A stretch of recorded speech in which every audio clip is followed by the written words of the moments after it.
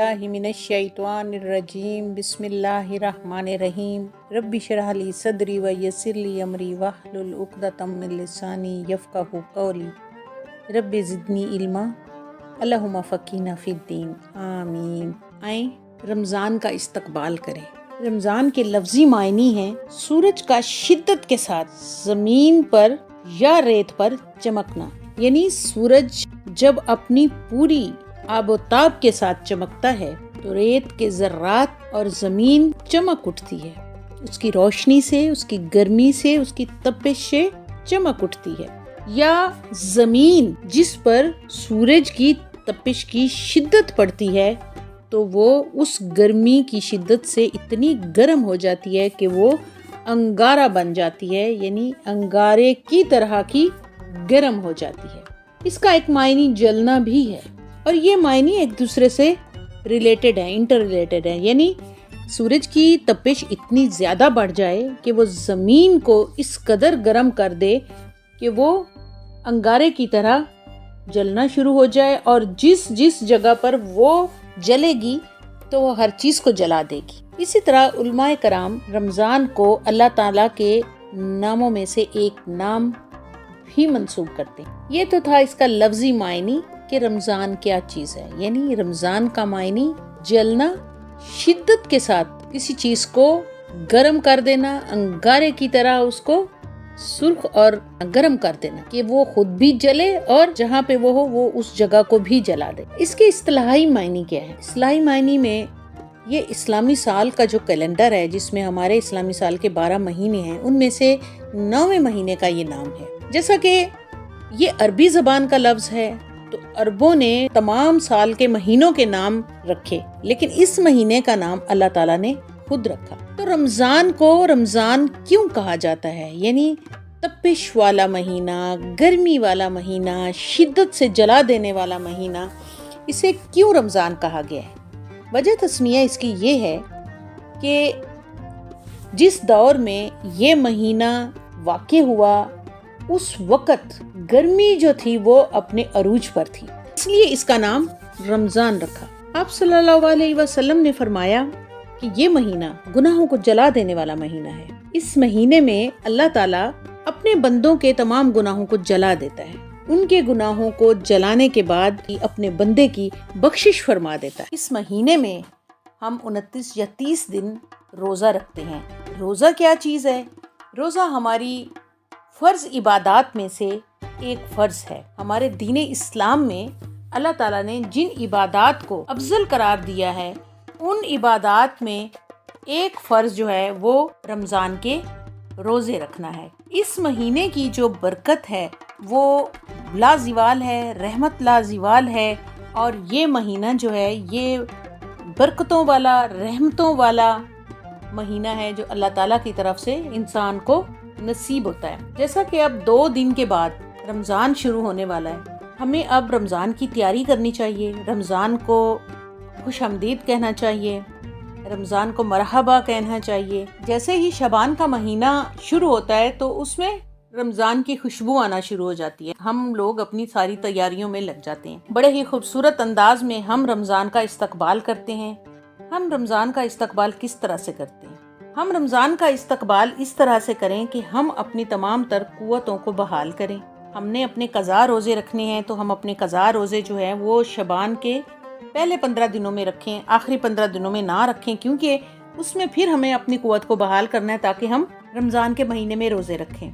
अपने घर वालों, दोस्त अहबाब, हमसायों के साथ रमज़ान के बारे में हम गुफ्तगू करें कि रमज़ान को हमने इस दफ़ा कैसे प्रोटोकॉल देनी है। रमज़ान से मुताल्लिक इस्लामी मालूमात को पढ़ें और फैलाएं, लोगों को भी बताएं कि हमें क्या करना है। अब देखें कि कितने ही लोग पिछले साल रमज़ान के महीने में हमारे साथ थे, हमने मिलकर रोज़े रखे, इबादत की, मस्जिद में नमाज़ें पढ़ी, लेकिन बहुत सारे उनमें से अब हमारे साथ नहीं हैं। या तो वो इस दुनिया फ़ानी से रुखसत हो चुके हैं या फिर उनमें से कुछ लोग ऐसे हैं जो किसी न किसी उज़्र की वजह से वो हमारे साथ इबादत में शामिल नहीं हो सकते। और वो उज़्र क्या हो सकता है? जिस्मानी या ज़हनी बीमारी हो सकती है, ज़्यादा बुढ़ापे की हद को चले जाना, और इस तरह से कोई भी ऐसी وجہ جو جسمانی ہو، روحانی ہو یا ذہنی ہو، جس کی وجہ سے انسان روزہ نہیں رکھ سکتا یا پھر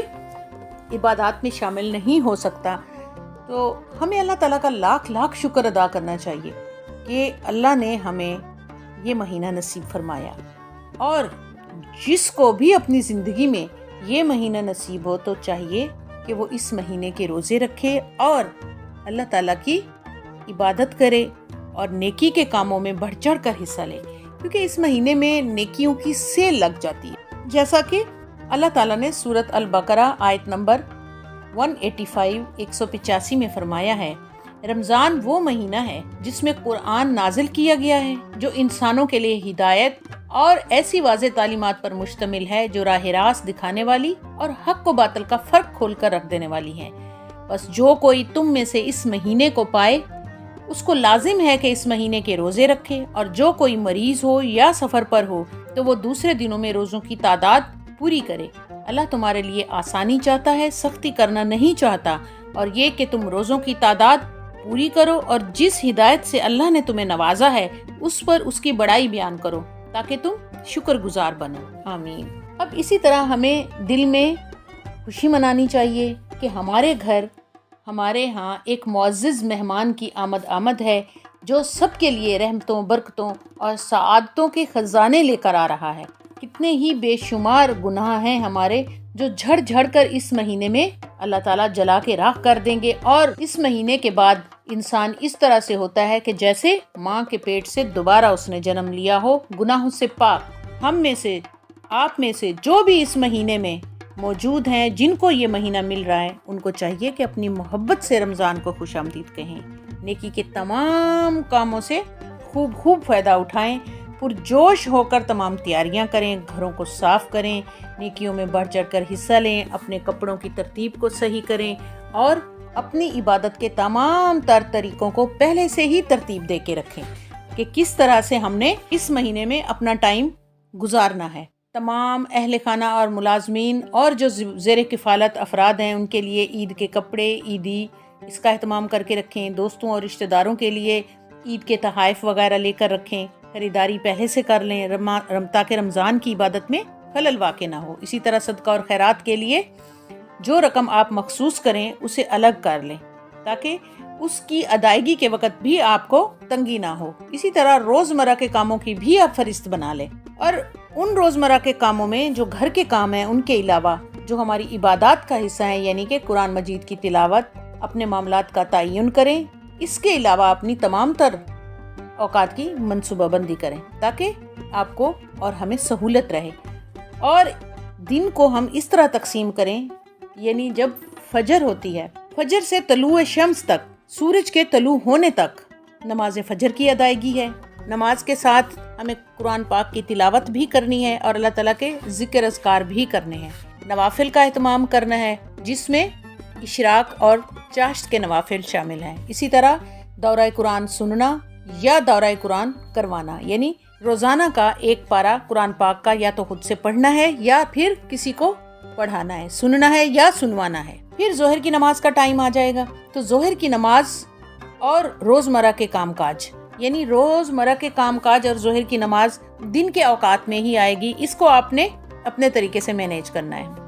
پھر ظہر کی نماز پڑھنے کے بعد ظہر سے عصر تک آپ اس درمیانی وقفے میں قیلولہ کریں تاکہ آپ اپنی تھکاوٹ کو دور کریں، فجر سے لے کے اس وقت تک کی تھکاوٹ کو، اور پھر شام کے لیے اپنی انرجی کو سیو کریں آپ تاکہ باقی کے دوسرے کام جو ہیں ضروری کام وہ آپ کر سکیں. اسی طرح نماز عصر پڑھنی ہے آپ نے، پھر عصر سے مغرب تک آپ نے افطاری کی تیاری کرنی ہے، پھر شام کے اذکار اور دعائیں پڑھنی ہیں آپ نے، پھر مغرب سے عشاء تک آپ نے افطاری، مغرب اور کھانا کھانا ہے. اس کے بعد آپ نے تراویح کی تیاری کرنی ہے. پھر نماز عشاء کا ٹائم ہو جاتا ہے تو آپ نے نماز عشاء ادا کرنی ہے اور اس کے بعد آپ نے تراویح پڑھنی ہے. تراویح پڑھنے کے بعد آپ نے رات کا ایک حصہ جو پہلا حصہ ہے اس میں پھر آرام کرنا ہے، سکون کرنا ہے. اگر نیند آ رہی ہے تو آپ نے نیند کرنی ہے. اور اس کے بعد سحری سے پہلے، یعنی پہلے حصے کے بعد دوسرے حصے میں پھر آپ نے اٹھنا ہے، آپ نے تہجد پڑھنی ہے، نوافل پڑھنے ہیں، استغفار کرنی ہے اور سحری کی تیاری کرنی ہے، اور پھر سحری کرنے کے بعد نئے دن کا آغاز، پھر اسی طرح یہ ترتیب شروع ہو جائے گی۔ یاد رکھنا ہے آپ نے کہ زیادہ وقت عبادات اور ان کاموں میں لگانا ہے جن میں آپ کو اجر اور ثواب زیادہ سے زیادہ ملے۔ غیر ضروری مصروفیات کو آپ اس مہینے میں بالکل ترک کر دیں گے اور اس بات کا پختہ ارادہ کر لیں کہ اس ماہ میں ہم نے ایمانی روحانی ترقی اور اخلاقی بہتری میں بڑھ چڑھ کر حصہ لینا ہے اور نیکیوں میں سبقت لے جانے کی کوشش کرنی ہے اور اس رمضان کو پچھلے رمضان سے بہتر بنانا ہے انشاءاللہ۔ آمین ثم آمین۔ السلام علیکم ورحمۃ اللہ۔